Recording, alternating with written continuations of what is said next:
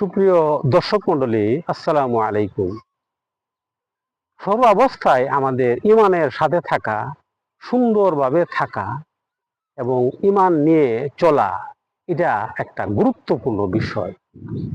মনে করেন আপনি কোনো ফাইন্যান্সিয়াল কোনো ঘটনার সাথে জড়িত বা সরকারি একটা কাজে জড়িত। এখানে কিছু আপনি চেষ্টা করলেই আপনি কিছু টাকা মারতে পারবেন। তখন আপনি যদি কলমের খোসা দিয়ে আপনি সরকারি টাকা আত্মসাৎ করেন, তাহলে আল্লাহ পাকের কাছে কিন্তু আপনি ক্ষমা পাবেন না। আপনি মহা সমস্যায় পড়ে যাবেন।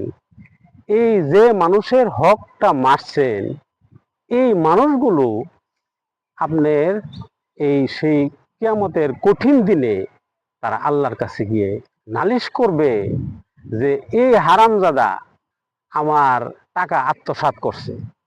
মনে করুন এই এই বিগত সরকারের আমলে যে মানুষগুলো এই দেশের টাকা লুটপাট করেছে, তারা ভালো আছে মন্দ আছে।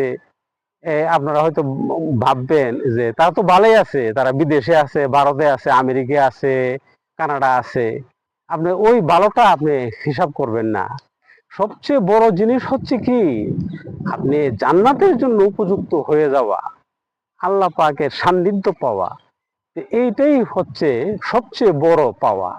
এখন আপনি পৃথিবীতে ভালোভাবে থাকলেন, সুন্দর থাকলেন, অনেক টাকার মালিক, বড় বড় বিল্ডিং করলেন, মিল ফ্যাক্টরি করলেন, এইগুলি তো আপনার রেখে চলে যেতে হবে বাবা।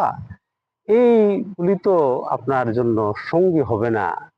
সেই আপনার যখন বার্ধক্য এসে যায়, তখন আস্তে আস্তে বুঝবেন, যদি ভালো একটা মন মানসিকতার মানুষ হন, তাহলে এটা জিনিসটা আপনি সুন্দরভাবে বুঝতে পারবেন যে এই ঈমান আমলের সাথে থাকা এবং আল্লাহর হুকুম আহকাম পালন করা, এটা যে কত গুরুত্বপূর্ণ বিষয়।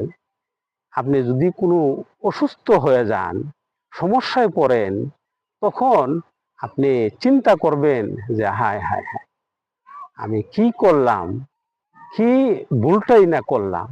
এই মানুষের যে এই রিজিকের যে জিনিসটা, যারা এই যাদের রিজিক আমি নষ্ট করছি, রিজিক মারছি, টাকা লুণ্ঠন করছি, এই জন্য আল্লাহ পাক এর কাছে আমার আমার জবাবদিহিতা করতে হবে। তখন এই মানুষটা যখন আল্লাহর দরবারে উপস্থিত হয়, তখন এই যত